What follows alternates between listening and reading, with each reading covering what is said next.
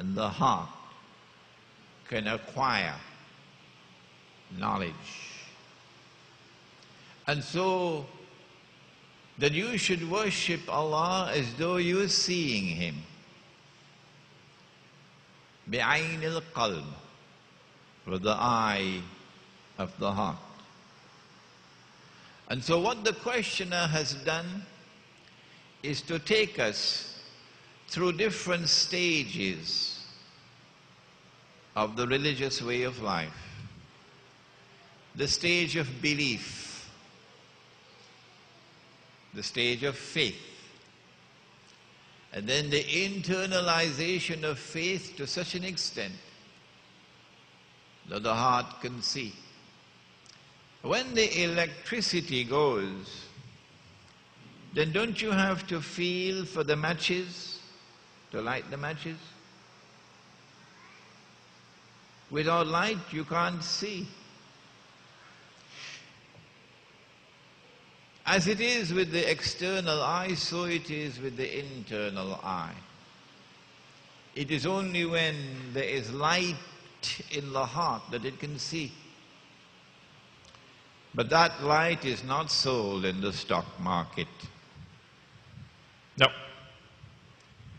يهدي الله لنوره من يشاء. Allah guides to His light whomsoever Allah wishes to guide.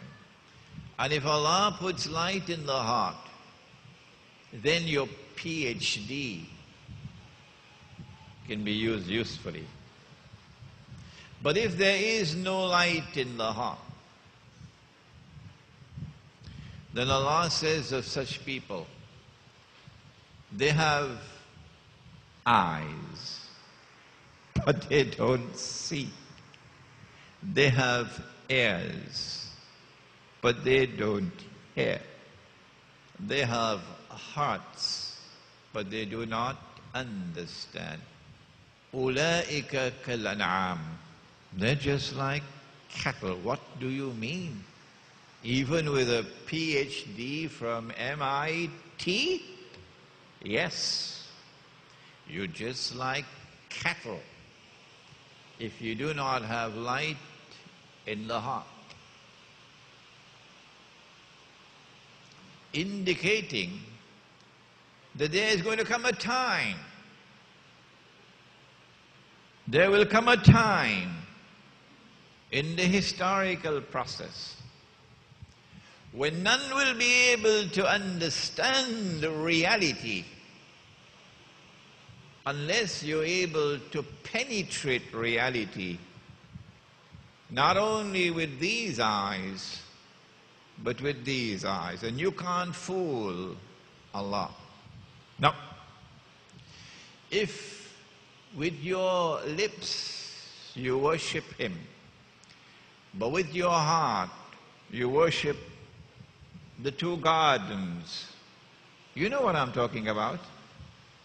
With the river running in between, you know what I'm talking about?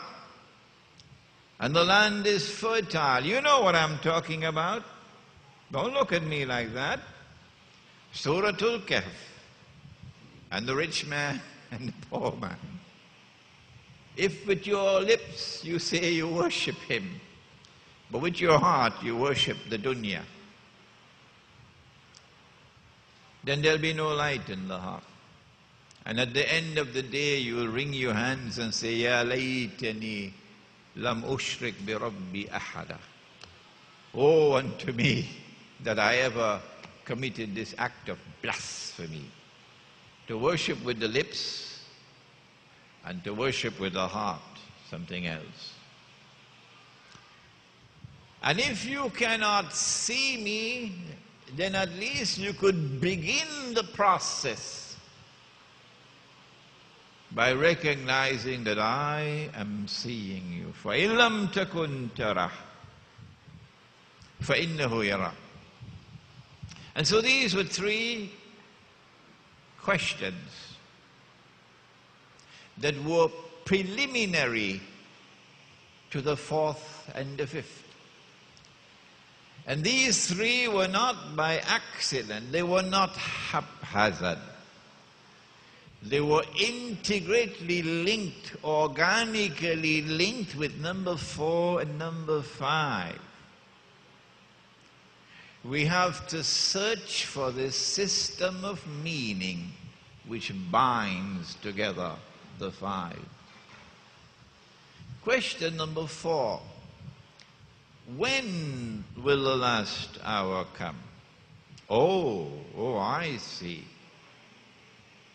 Allah has caused this event to occur to teach us something about the last hour and about the methodology for the study of the subject of the last hour. And the Prophet replied, and he said, the one who is being questioned has no more knowledge of the subject than the one who is doing the questioning. So next question, please. Which is a very nice answer, indicating he knows who he is. He knows how much he knows. And he does not want to disclose anything more than what he's given in this answer. And then came question 5, which is at the heart of this retreat. And I want to confess to you that I am still myself learning from this last question and its answer. He asked, what are the signs of the last hour?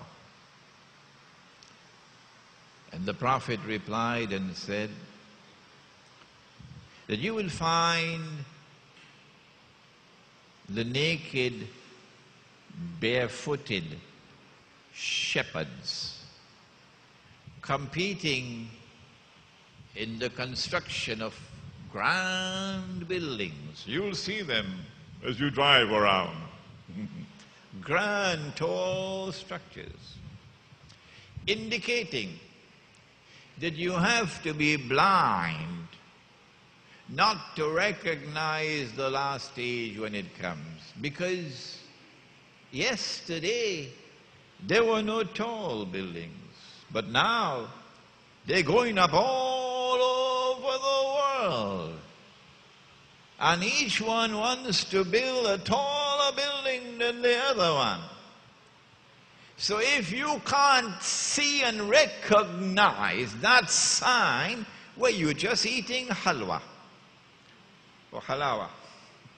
It's time to wake up. When the tall buildings keep on going up around the world, that's the sign that you're living in a different age. You're living in a last stage of history. And the methodology for the study of the world today is different from that which preceded this age. And it is time for Islamic scholarship to wake up to that lesson. And those who are building the tall buildings, look at the language with which they are described. They are not men of wisdom. They are not sages. They are not true leaders. They are not people who can be measured with a yardstick, a measuring rod, and they measure tall. No.